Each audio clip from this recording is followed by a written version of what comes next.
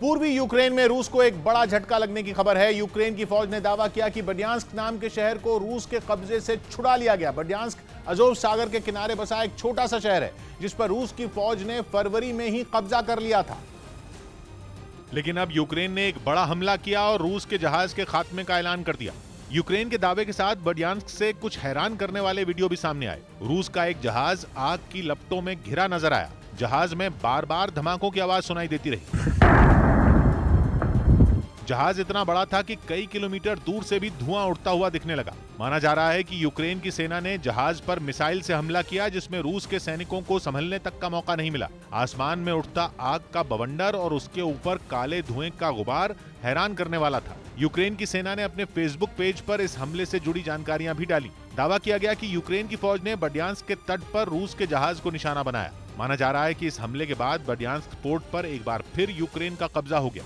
इस हमले से पहले ली गई रूस के जहाज की एक तस्वीर भी यूक्रेन की फौज ने जारी की, लेकिन रूस ने यूक्रेन की फौज के किसी भी दावे पर कुछ नहीं कहा। न तो उसने इन दावों को खारिज किया और न ही इन पर मोहर लगाई। लेकिन खबर है कि रूस के कई सैनिकों को इस हमले में यूक्रेन ने ढेर कर दिया, जो पूर्वी यूक्रेन में रूस के लिए एक बहुत बड़ा झटका है, क्योंकि पूर्वी यूक्रेन में यह छोटा सा शहर रूस की घेरेबंदी को तोड़ने वाला है। क्योंकि पूर्वी यूक्रेन में डोनेस्क और लुहांस्क के कारण पहले से ही रूस को बढ़त है।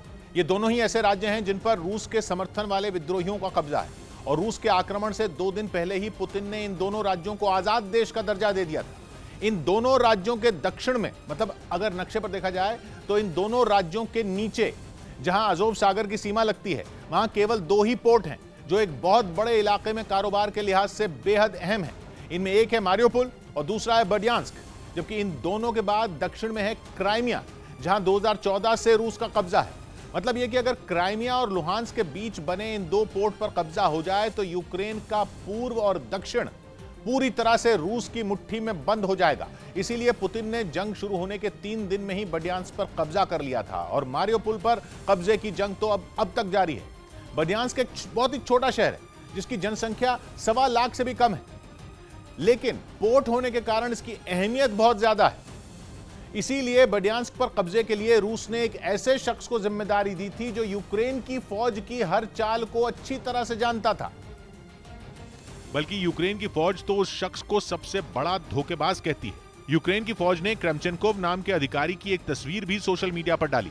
बताया यह जा रहा है कि क्रेमचेंकोव यूक्रेन की सेना में बड़े पद पर थे, लेकिन 2014 में जब रूस ने यूक्रेन पर हमला किया था तो उन्होंने यूक्रेन को धोखा दे दिया था। उनकी बगावत यूक्रेन को भारी पड़ी थी और उसी वक्त यूक्रेन के हाथ से क्राइमिया फिसल गया था। यूक्रेन का दावा है कि क्रेमचेंकोव की अगुवाई में ही रूस की नौसेना का एक टुकड़ा बर्डियांस्क पर कब्जा करने पहुंचा था। रूस के जहाज पर यूक्रेन के हमले के वक्त क्रेमचेंकोव के जहाज पर मौजूद होने की बात भी सामने आई है।